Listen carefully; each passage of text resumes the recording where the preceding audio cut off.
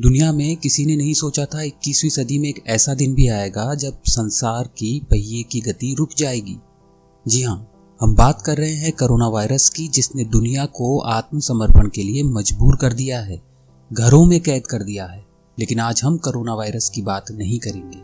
आज हम बात करेंगे Indian space research agency ISRO की, जिसने अपने पहले ही प्रयास मार्स ऑप्टिमर मिशन को अंजाम देकर पूरी दुनिया को चौंका दिया था।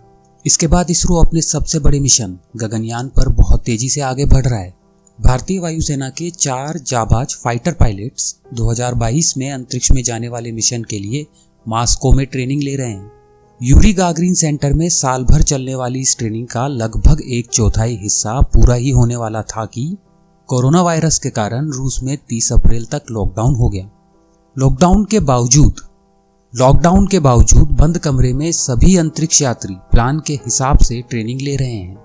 ट्रेनिंग देने वाली एजेंसी गोल्वो कोमास जेएसी के महानिदेशक दिमित्री लॉस्कोटेवे ने कहा कि भारतीय पायलट के हौसले बहुत ही बुलंद हैं। कोरोना महामारी से उनके चेहरे पर शिकन तक नहीं है। थ्योरी परीक्षा की तैयारी उन्होंने वैसे ही की जैसे उनको करनी थी, वो भी बंद कमरों के अंदर। लेकिन लॉकडाउन खुलते ही उनकी असली ट्रेनिंग यानी सर्वाइवल मैराथन शुरू हो जाएगा। यह ट्रेनिंग अंतरिक्ष यात्रियों को उन विपरीत हालात में रहने के लिए तैयार करती है जब धरती पर लौटते वक्त उनका यान किसी ऐसी जगह पर उतर जाए या लैंड कर जाए जहां कोई इंसान ना हो। वहां हिंसक पशु, समुंदर, जल, रेगिस्तान, बर्फ, ग्लेशियर या नदी के मुहाने तक हो सकते हैं।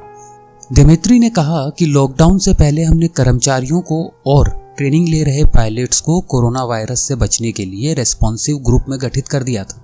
फिलहाल कंपनी के सभी कर्मचारी घर से ही काम कर रहे हैं। चारों पायलट सेहतमंद हैं, उनका रोजाना फिटनेस टेस्ट होता है। लास्ट वीक ही उन्होंने मानव स्पेसक्राफ्ट के ऑनबोर्ड सिस्टम की जानकारी के बारे में जो परीक्षा होनी थी वो भी पास कर ली है। अगले हफ्ते उन्हें स्पेसक्राफ्ट की पायलट थ्योरी की परीक्षा देनी है।